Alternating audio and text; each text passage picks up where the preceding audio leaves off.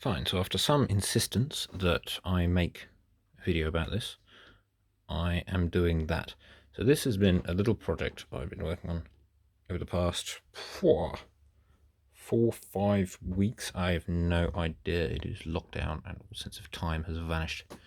So this is a little 24th, 25th scale RC car that I've built pretty much completely from scratch. The steering system's all custom. This is just the rear end of a Tamiya Mini 4-wheel drive. This is the remains of the front of it. It's a VS chassis. So yeah, you'll notice the 9-volt battery connector there, because I was going to run it off this little Toshiba 9-volt, but there is a slight issue. The whole time I was designing this chassis, and you see the nice little cutout there, to run off a 9-volt, I never once checked as to whether a 9-volt could actually supply the current that the car needed, and funnily enough it couldn't. And so I'm stuck with this chassis and I have to run this massively oversized 2S pack that gives it far more power than it ever needed.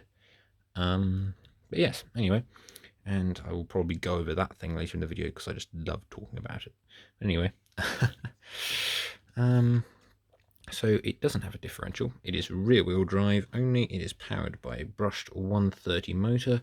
That is exactly the same $5 speed controller that was in the original Brushtail, the Mark II, the Mark III, the B36, my Mini Crawler, the Land Rover for a while, and a variety of other cars. So that has been in everything, and they're fantastic.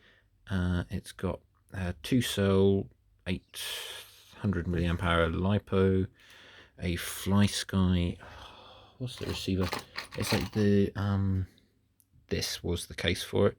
FSGR3E. They're great. They're like $10. With the custom FlySky module that I've got in my Futaba 3PK, which was the other one I mentioned ages and ages and ages ago. I said, "Oh no, pistol radios are silly. I don't like them. They're stupid." They're not. They're bloody fantastic, and I've used this and just about nothing else for the past 6 months for all my cars. And so yeah, it's got a high-tech HS82MG metal geared aircraft servo. It's a brilliant little thing. I had to replace the potentiometer in it. In the front, I'm quite happy with what I've come up with. There's little WL toys, like, what are they called? K989 and K969. Well, these are like the metal upgrade steering knuckles for that. There we go. Mated to some bits of the flybarred system on an E-flite Blade 400. And the screw goes through the middle of them. These have ball bearings in them as well, so it's very smooth. And so you have very basic front suspension.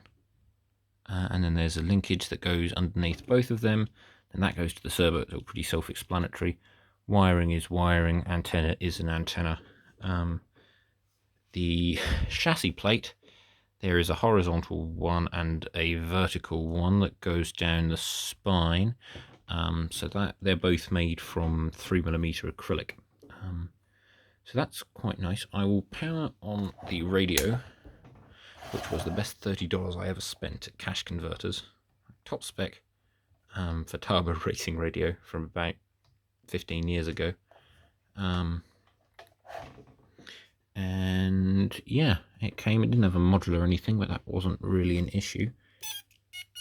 Beepity beepity beep. So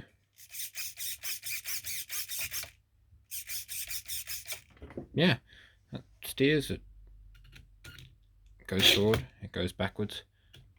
It's a bit too quick with the 2-cell in it, but it's pretty neat. It has a lot of steering angle because I originally cut this chassis for a rear-wheel drive drift car project, which never went anywhere. So yeah, that is kind of all there is to say about that, and I may or may not continue the video and blabber on about the Futaba. I guess we'll see. Well, I decided to blabber on about the Futaba, because why not? Yeah, this is pretty much all I've used for all my cars. The Colt, the Kyosho, the big 8-scale all-wheel drive. I think all of those are in the model setups. Just, yeah, heaps and heaps. 20 model memory is stock. It's expandable, of course, because it's Futaba. You got this great little thing where you can just, if you turn the radio off, you can turn just the display and the programming on without having to waste power on the transmitter module. It's currently powered off an 8-cell NiCad. It's got the pink grip, it's got the nice foam wheel, the drop down. You know, it's just cool. It's sweet. It's really, really, really nice to use. It's got like buttons and dials and turny things galore. And the other thing, I'll just focus on that over there. Why did I change the channel name? Why not? I got sick of the old one. It wasn't really relevant. I have never built anything on this channel that flew. Yeah, there was that one plane, but that didn't actually fly. So I changed it. Dashworks works. Yeah, and on a completely unrelated note, last time I joked about having the faux KO. Yeah, well, here, a real KO. They're pretty nice too, actually. Yes.